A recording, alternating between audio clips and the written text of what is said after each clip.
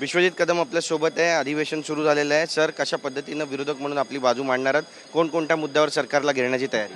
नाही, बरेच विषय आहेत. शेतकऱ्यांचा विषय आहे, कायदा व्यवस्थेचे विषय आहेत आणि महाराष्ट्रातल्या ग्रामीण भागातल्या विकासासाठी मिळणारा निधी असेल, शहरातल्या सुद्धा काही योजनांकरता जिथे निधी बंद केलेले आहेत किंवा कमी पडत आहेत अशा बाबतीतला निधीचा विषय असेल. महाराष्ट्रात आज सध्या अनेक विषय आहेत.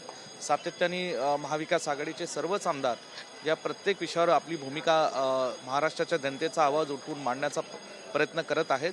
येणारं अधिवेशन आज येणाऱ्या 6 तारखेला बजेट मांडलं जाईल आणि बजेटनंतर सुद्धा बजेटवर चर्चा करत असताना अनेक विषय मांडले जातील. इकडे बजेट मांडलं, दुसरीकडे आपण पाहतोय इराण, इस्रायल आणि US मध्ये युद्ध सुरू झालेलं आहे. याचा जो थेट फटका आहे तो सर्वसामान्य मुंबईकरांना सुद्धा बसतोय. तेलाचे जे दर आहेत ते महागलेले आहेत, इतर दर सुद्धा महागले, फळभाज्या महागलेत. काय म्हणाल?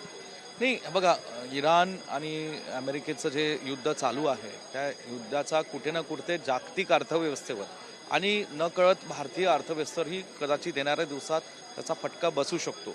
आता भारतीय अर्थव्यवस्था, महाराष्ट्राची अर्थव्यवस्था आणि महाराष्ट्र राज्य म्हणून, देश म्हणून सगळ्यांनी येणाऱ्या काळात जो काही तिथली मिडल ईस्टमधली संघर्षाची एक परिस्थिती आहे त्यामध्ये भारतीय लोक बरेचसे अडकलेले आहेत. महाराष्ट्रातले लोक काही Bahrain, Qatar, UAE, Dubai, Abu Dhabi या ठिकाणी अडकलेले आहेत, कारण विमान व्यवस्था आत्ता तिथं बंद आहे. एकतर तिथल्या लोकांना परत सुखरूप आपल्या महाराष्ट्रात आणणं ही महाराष्ट्र सरकारची आणि देशाची नैतिक जबाबदारी आहे.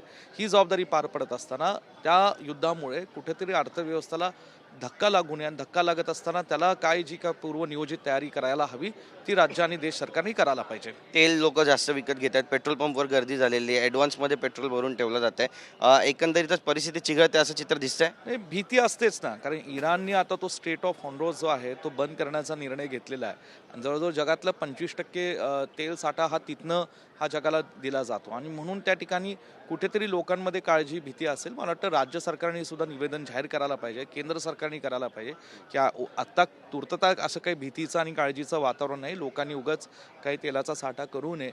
पण हे केंद्र सरकार, राज्य सरकारने आव्हान जनतेला केलं पाहिजे आणि त्यातनं येणाऱ्या दिवसातली काय परिस्थिती, काय काय तिथं युद्धाच्या बाबतीत उद्भवतं हे बघून पुढची पावलं म्हणून तुम्ही हा मुद्दा मांडणार? नाही, बोलू ना. मी काही मुद्दे बोलणारच आहे. महाराष्ट्रातले जे लोक त्या मिडल ईस्ट कंट्रीजमध्ये अडकलेले आहेत त्यांना सुखरूप आणण्याचा मुद्दा आज मी सभागृहात घेणार आहे. आमच्याशी बातचीत केल्याबद्दल कॅमेरा पर्सन योगेश गुरवचा, गिरीश गायकवाड, TV9 मराठी, मुंबई.